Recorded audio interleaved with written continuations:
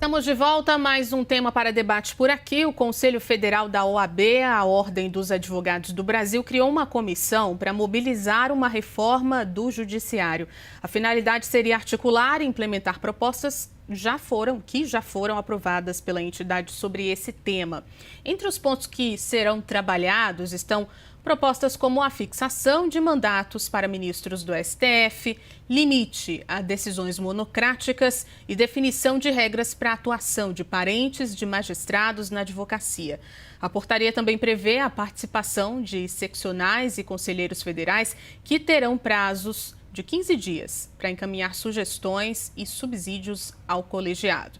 A criação da comissão ocorre em meio ao debate sobre a adoção de um código de conduta para o STF. Em fevereiro, a OAB Nacional encaminhou um ofício à Corte com diretrizes para a elaboração desse código, defendendo parâmetros para a atuação dos ministros da Suprema Corte. Vamos voltar ao debate. Alguns desses pontos, na verdade, Magno, já estão sendo discutidos no Congresso, né? Mandato fixo, decisão monocrática. Isso enfraquece ou fortalece a Suprema Corte? Juliana, acho que a adoção de algumas dessas diretrizes ajudaria a fortalecer o Supremo Tribunal Federal, não apenas por oferecer melhorias para a instituição, melhorias nas regras que regem a participação, a atuação dos ministros na Corte, mas também ofereceria alguma resposta à sociedade que, neste momento, deseja ver mudanças neste tribunal, que é de suprema importância para a democracia brasileira. Nós vivemos um momento, inegavelmente, de crise da sociedade em geral com o Supremo Tribunal Federal. Nesta semana, nós temos visto o ministro Gilmar Mendes dar diversas entrevistas para veículos de imprensa, a reação a essas entrevistas, com muita razão, eu diria, não são positivas e acho que reflete um pouco o mal-estar que a sociedade sente em relação ao Supremo Tribunal Federal de forma geral. Nós temos no Supremo brasileiro um conjunto de regras que o deixa de forma bastante peculiar em relação a outros tribunais parecidos no mundo.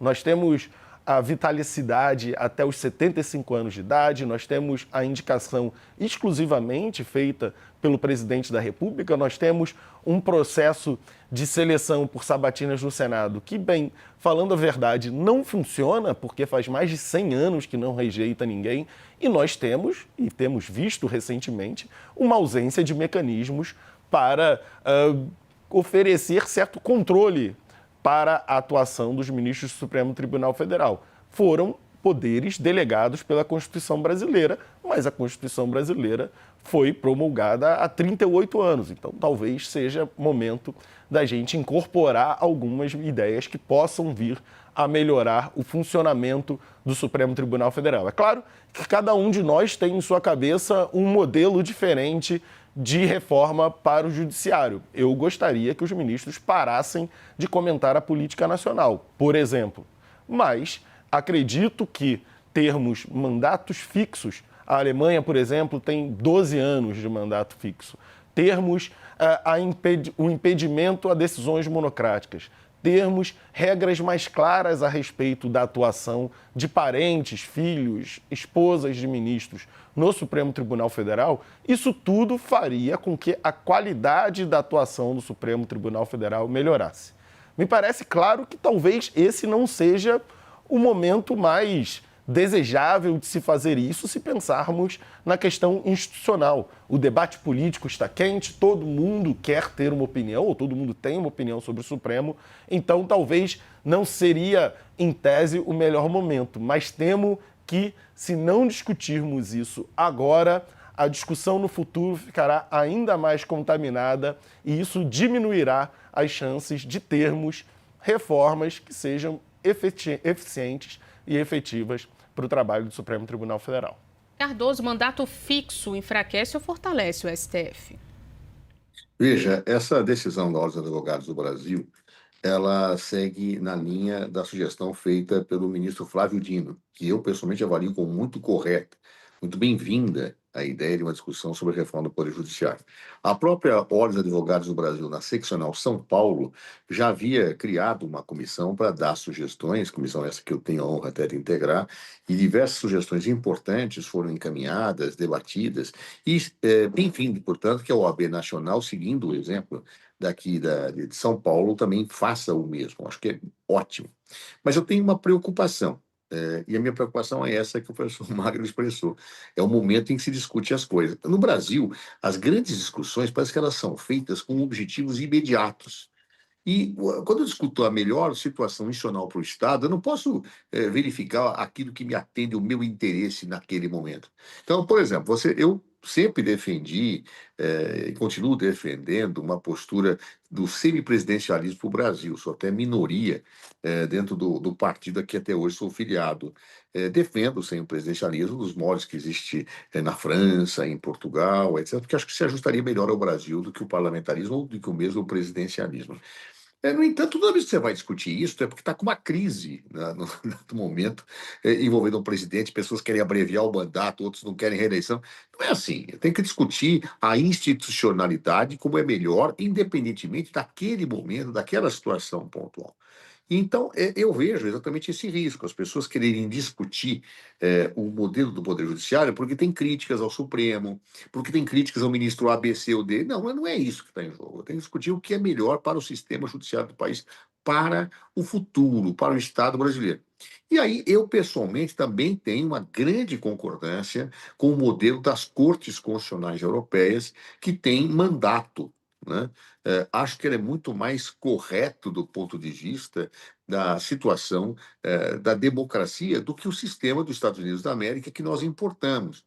O sistema dos Estados Unidos da América nasceu com a Constituição de 1787 daquele país, em que os membros da Suprema Corte são vitalícios, são nomeados, e aí mudam os tempos, mudam os ares democráticos, mudam as vozes das urnas e os ministros são os mesmos.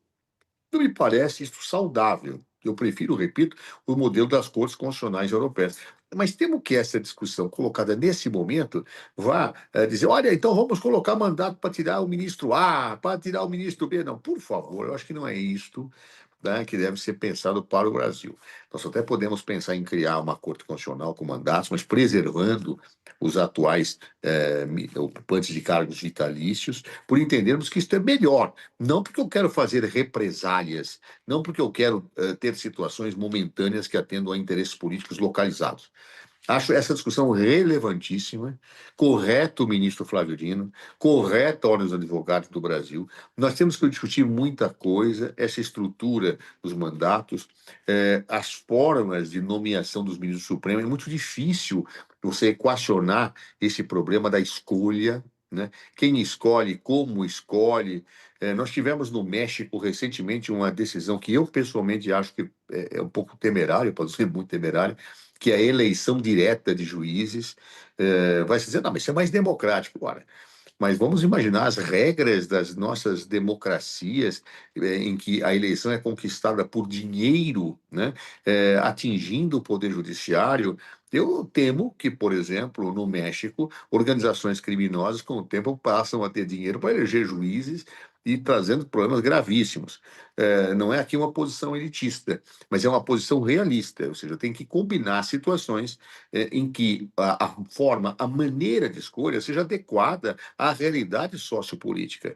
Também não acho correto o concurso público a ministro do Supremo, como acho que nós deveríamos evoluir para formas de discussão social mais amplas para a escolha dos ministros, ao contrário do que existe hoje. Há muita discussão a ser feita, que bem-vindo seja essa discussão, mas muito cuidado. Nós não devemos ser tomados pelo espírito momentâneo da raiva ou da paixão contra aquele ministro, contra aquele colegiado que naquele momento incomoda aquilo que eu gostaria de ver para o país.